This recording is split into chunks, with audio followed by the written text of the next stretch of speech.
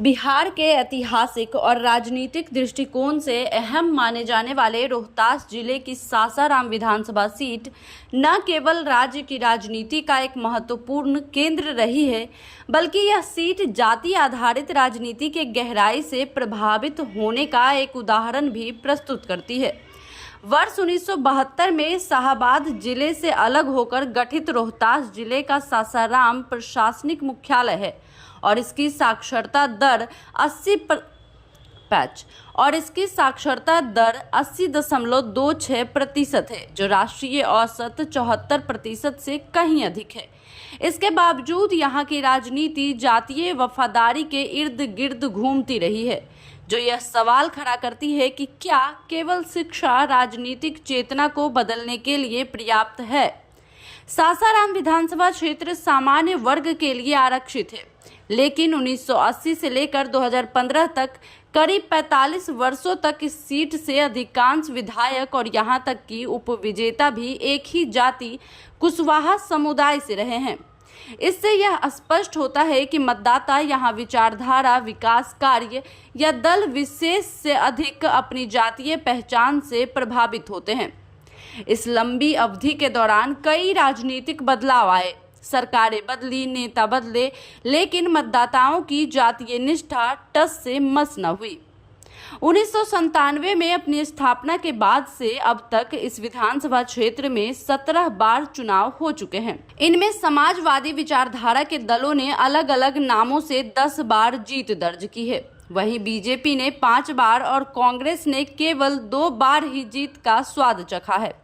यह आंकड़े स्पष्ट करते हैं कि कांग्रेस इस क्षेत्र में कभी भी एक मजबूत विकल्प के रूप में उभर नहीं पाई, जबकि बीजेपी और समाजवादी दलों के बीच मुकाबला अधिक तीव्र रहा। 1990 से लेकर 2015 तक बीजेपी के जवाहर प्रसाद और राजद के अशोक कुमार के बीच सीट का बारी बारी से कब्जा रहा। जवाहर प्रसाद ने 1990, 1995 और 2005 तथा 2010 में जीत हासिल की, जबकि अशोक कुमार ने 2000 और 2015 में आरजेडी के टिकट पर चुनाव जीते। 2015 की जीत के बाद अशोक कुमार ने राजद छोड़कर जदयू का दामन थाम लिया, जिससे यह स्पष्ट हुआ कि इस सीट पर व्यक्तिगत छवि भी एक बड़ी भूमिका निभाती है। 2020 के चुनाव में जदयू के टिकट पर मैदान में उतरे अशोक कुमार को करारी हार का सामना करना पड़ा। उन्हें आरजेडी के उम्मीदवार राजेश कुमार गुप्ता ने 26,423 मतों के बड़े अंतर से हराया।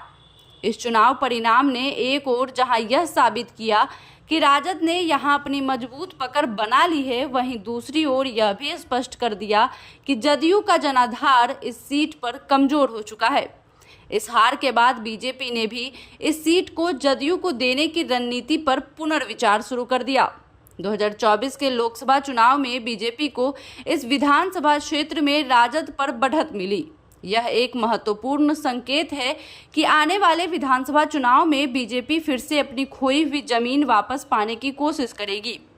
इस बार संभवतः पार्टी इस सीट पर खुद के उम्मीदवार को उतारकर राजद से सीधे मुकाबले में उतर सकती है और उसकी लगातार दूसरी जीत की संभावना को रोकने की रणनीति बना सकती है।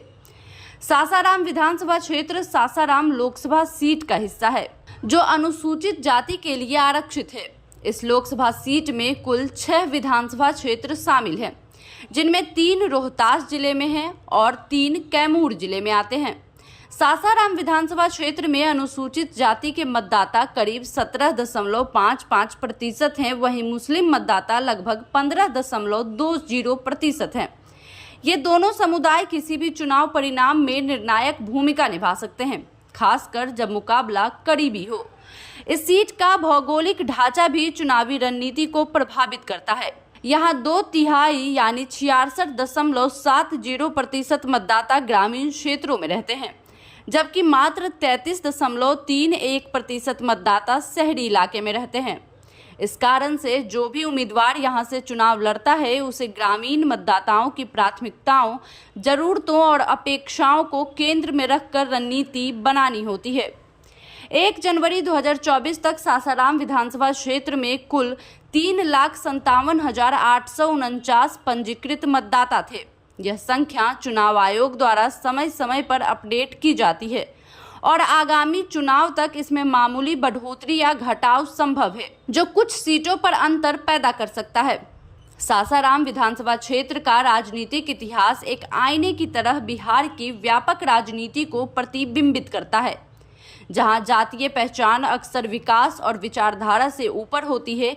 हालांकि हाल के वर्षों में जातीय समीकरणों में कुछ बदलाव देखने को मिले हैं, लेकिन यह देखना दिलचस्प होगा कि आगामी चुनाव में क्या मतदाता किसी नए पैटर्न की ओर रुख करते हैं या फिर जातीय पहचान ही एक बार फिर निर्णायक भूमिका निभाएगी।